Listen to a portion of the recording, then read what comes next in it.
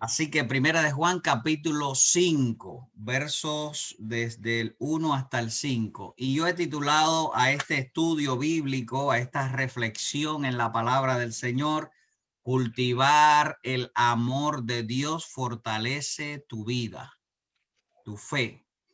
Cultivar el amor de Dios fortalece tu fe en tu vida cristiana como discípulo de Cristo. Y de nuevo, cultivar el amor a Dios fortalece tu fe. Y todos estamos convencidos de que hoy estamos aquí, hoy somos cristianos porque un día aceptamos a Cristo como nuestro Salvador. Pusimos nuestra fe en el Señor. De más está decirle que cada uno de nosotros fuimos creados por Dios y tenemos en nuestro ser, en nuestro ADN, en cada glóbulo rojo, en cada célula de nuestro cuerpo tenemos la necesidad de adorar al Señor, la necesidad de poder estar conectado con nuestro Creador, la necesidad de estar en ese vínculo de adoración. Y eso, y todo esto viene y se genera en virtud de la fe. El ser humano, todo el mundo tiene ese recipiente en el cual se deposita la fe. Tristemente, mucha gente lo tiene ese recipiente vacío o otros tienen ese recipiente lleno de una fe que no es la fe bíblica o la fe cristocéntrica. Pero le doy gracias a Dios porque hoy podemos meditar en la palabra de Dios porque tenemos fe en Cristo Jesús.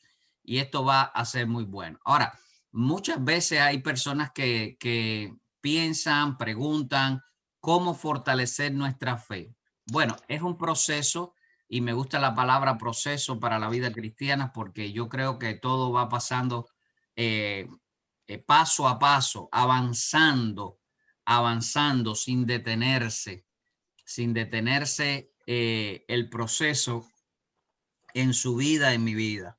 Y el propósito de esta reflexión es esa, fortalecer y consolidar tu fe, consolidar el proceso de crecimiento como discípulo de Cristo. No es lo mismo caminar en un camino, en una trayectoria, en una senda donde hay mucho fango. ¿Ha usted caminado por un lugar donde hay mucho fango y lodo y resbala y se cae? Eso es eso es un momento muy terrible. A veces las personas se caen más de lo que camina, ¿verdad? Por el fanguero, pero ha caminado usted por lugares firmes, seguros, donde puede poner los pies y avanzar mucho más rápido. Hay varios tipos de formas en cuanto a los terrenos de la vida y al meditar en la bendición de estar en la trayectoria del crecimiento espiritual, nosotros queremos fortalecer y consolidar el camino, el proceso de nuestro crecimiento. Por eso yo hago tanto énfasis en este tema y hemos escogido en el Señor esta preciosa carta que Juan escribe a toda la cristiandad en aquel tiempo para fortalecer el concepto y la persona de Cristo en cada una de sus mentes y corazones, pero también para fortalecer la vida como iglesia. Y hace mucho énfasis en el relacionamiento con el Señor. Por eso el propósito de esta noche es reflexionar, fortalecer y consolidar el proceso de crecimiento de nuestra fe. Y el origen del amor que tenemos a Dios viene a través de esa fe que hemos puesto en Cristo. El origen del amor a Dios es por creer en Cristo Jesús. Verso 1 dice, todo aquel que cree que en Jesucristo, que Jesús es el Cristo, es nacido de Dios. Todo aquel que cree que Jesús es el Cristo es nacido de Dios. Y al leerlo así rápidamente, tal vez se va a algunos conceptos interesantísimos, pero esa oración está bien profunda en cuanto a las raíces en la vida cristiana. Vuelvo a leerlo ahora, pero con más calma. Todo aquel, es decir, todas las personas tienen la oportunidad que cree, el creer es la fe, ¿verdad? Que Jesús, es decir, el Dios encarnado, es el Cristo, es decir, el enviado de Dios. La palabra Cristo, todos deben dominar qué quiere decir el ungido de Dios, el enviado de Dios, el Mesías de Dios, el prometido de Dios, el Cristo, el Mesías, el ungido de Dios.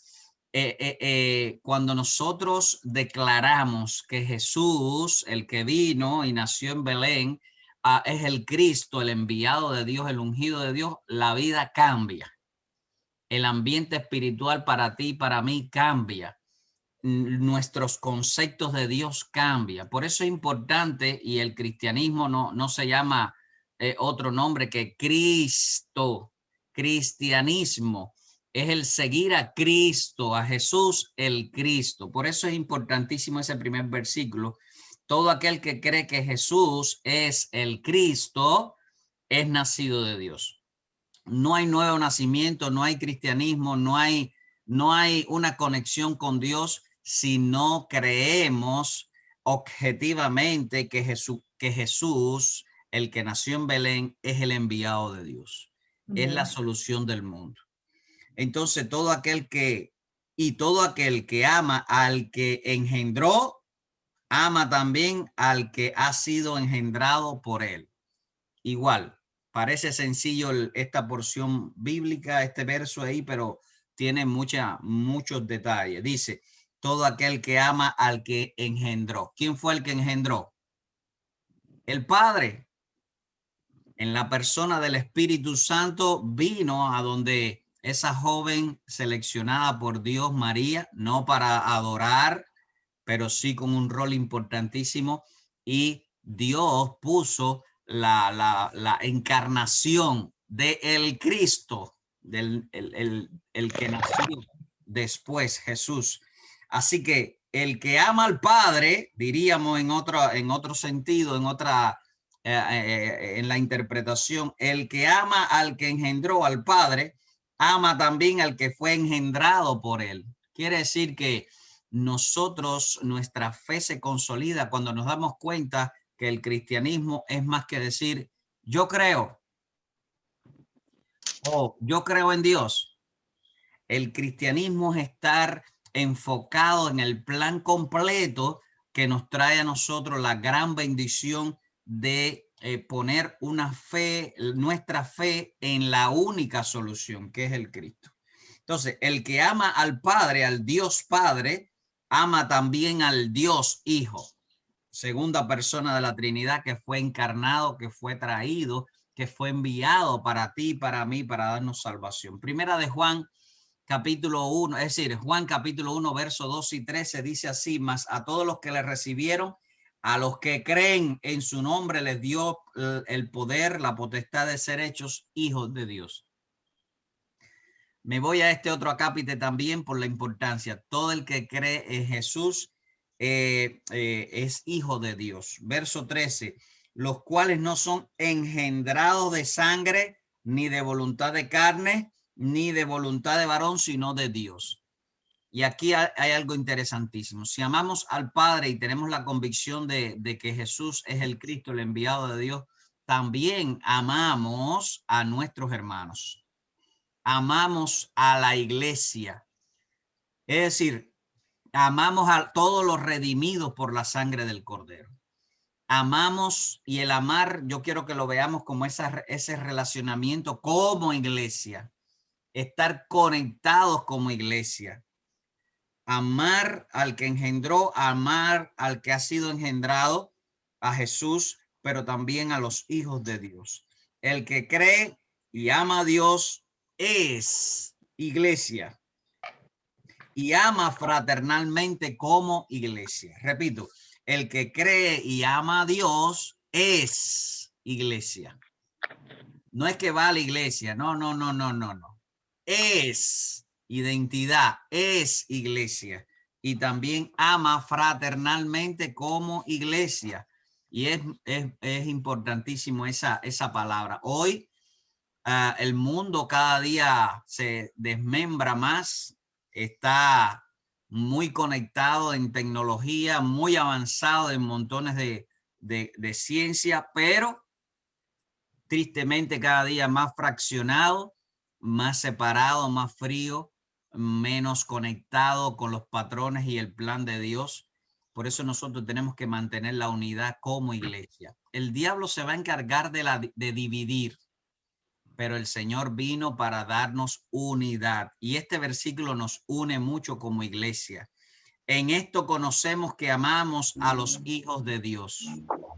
Y yo hago mi versión. En esto conocemos que amamos a los que son la iglesia de Dios, cuando amamos a Dios y guardamos sus mandamientos.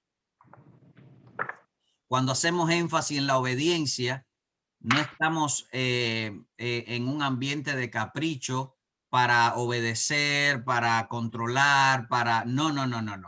La obediencia, la enseñanza a obedecer la palabra del Señor forma parte de la gran bendición que tenemos cada uno de nosotros para poder estar creciendo en nuestra fe, en nuestra relación con Dios, pero también en cada uno de los pasos que demos como iglesia, como hijos de Dios. Entonces, en esto conocemos que amamos a los hijos de Dios. ¿Cómo usted y yo podemos darnos cuenta cómo está mi relación con mis hermanos? Bueno, primero, si amas a Dios. Segundo, si obedecemos sus mandamientos. ¿Cómo nosotros sabemos si estamos amando a Dios? Si obedecemos sus mandamientos. Amar y relacionarse van muy unidos. Nadie ama si no se relaciona. Nadie ama si no se comunica. Es importantísimo y lo vemos en el ejemplo de Dios. Dios demostró su amor que envió a su Hijo unigénito. Entonces, amar a los hijos de Dios es amar y relacionarse con los hermanos de la iglesia. Por eso cuando nosotros vemos el compromiso de estar juntos, de este culto, el culto de los domingos, cada programa que hacemos, al estar juntos, estamos demostrando nuestro amor a Dios, ¿verdad? Nuestro amor como iglesia, unos a otros. Cuando nosotros nos unimos para un objetivo, para un fin común en el Señor, estamos demostrando nuestro amor para con el Señor, ¿verdad? En esto conocemos que amamos a los hijos de Dios cuando amamos a Dios y obedecemos sus mandamientos. La relación fraternal como iglesia se establece cuando somos hijos de Dios, movidos por el mismo espíritu. Por supuesto, no puede estar junto a aquellos los que no tengan el espíritu de Dios, porque repelen las cosas de Dios. Pero todo aquel que es nacido de Dios tiene el espíritu de Dios y va a estar en un ambiente de amor fraternal. Por supuesto, en la vida con el pecado, lejos del Señor, se deterioran los conceptos del amor, de la práctica genuina y natural que Dios depositó en cada uno de nosotros, pero se restaura en Cristo Jesús. Por eso es importante, todo aquel que cree en Cristo, él ama a Dios, él ama a la iglesia, a los hermanos, está la fraternidad cristiana. La identidad y el estilo de vida como hijo de Dios redimido, y entiéndase la palabra redimido, restaurado, reconstruido, perdonado, ayudado por el Señor, que ama a Dios, es decir, la identidad y el estilo de vida de un hijo de Dios redimido que ama a Dios es la obediencia a sus mandamientos. Obedecemos no para estar bien con los hombres, no para los ojos de los hombres, obedecemos la palabra del Señor para como estilo de vida de adoración al Señor y de amor para con Dios. La óptica, como ve la Biblia, es diferente, ya que se le confiere a la palabra de Dios respeto, se le confiere autoridad para su vida y lo vemos como la ley de Dios, infalible para nuestras vidas. Les comparto algo que cuando los escribas, los escribanos, los que hacían la traducción bíblica, hacían, o las copias, mejor dicho, las copias de los manuscritos, especialmente el Antiguo Testamento, estos hombres consagrados no existía todavía la imprenta cuando aquello, antes de Cristo y después de Cristo también, hasta el siglo VII, se hacía mucho escritura a mano, casi todo, mejor dicho, era a mano. Pero estas personas cuando escribían tenían una devoción. ¿Por qué? Porque estaban escribiendo la palabra de Dios. Estaban transcribiendo la revelación divina. Cuando se leía, se le confería un respeto terrible, tremendo. Hoy, tristemente, muchos no respetan la palabra del Señor. Muchos no respetan, pero le doy gracias a Dios porque hay 17 vidas o más aquí en esta noche que estamos respetando la palabra del Señor. Y eso es muestra de que amamos a Dios. Siempre desde pequeño escuché, y cada uno de nosotros tal vez lo escuchó, cuando los mayores hablan, los niños se callan. Y qué bueno, cuando Dios habla, todo el mundo se calla, ¿verdad? Qué interesante cuando Dios habla a nuestras vidas a través de su palabra para enseñarnos sus mandamientos. Amar a Dios es sinónimo de obedecerle.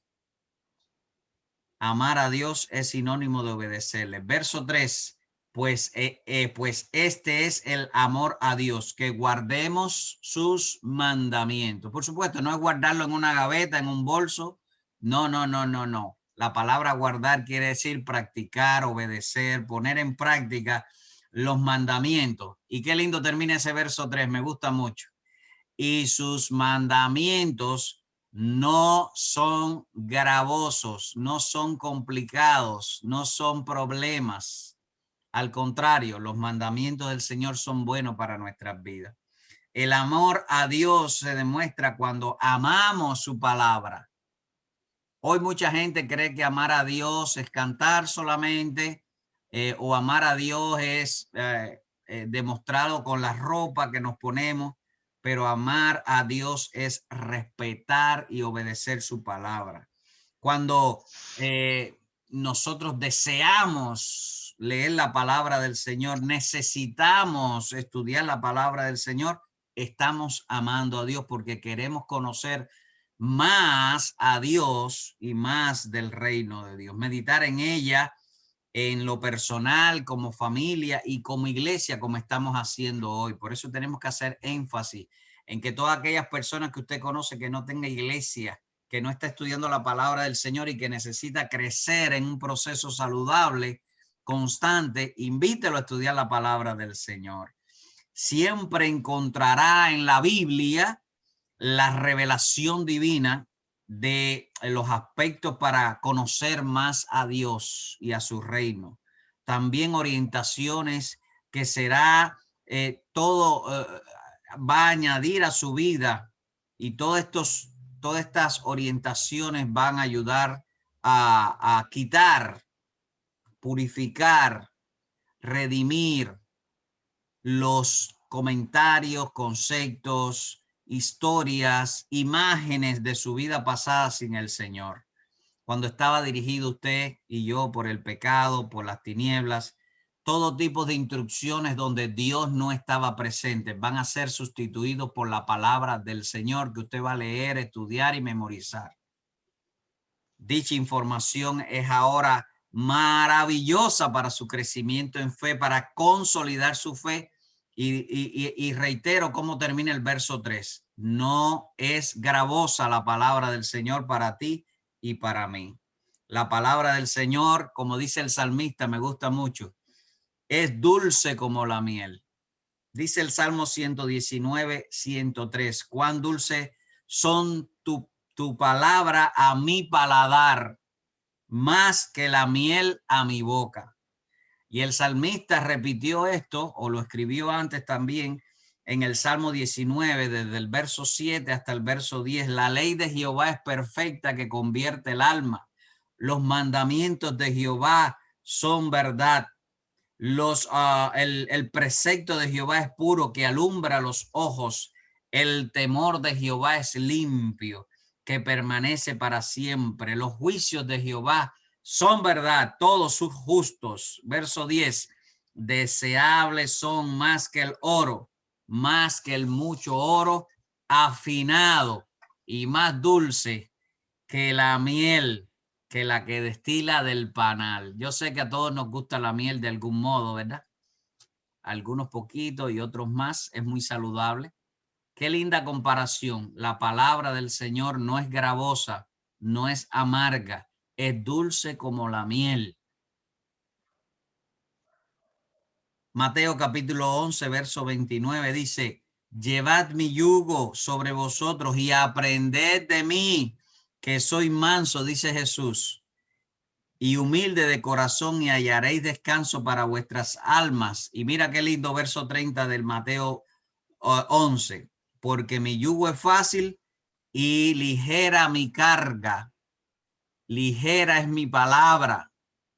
Oh, es complicada porque es extenso este libro, hay muchos datos, está escrito en otros idiomas, hay muchos conceptos que se han traído del hebreo y del arameo y del griego para el español y es complicado tal vez, pero estamos aquí para ayudarnos unos a otros y poder estudiar la palabra del Señor y poder estar creciendo en el Señor. Pero siempre la palabra de Dios va a ser sencilla para tu vida y para mi vida, para el crecimiento. Nunca va a ser gravosa. Verso 4, porque todo aquel que es nacido de Dios vence al mundo.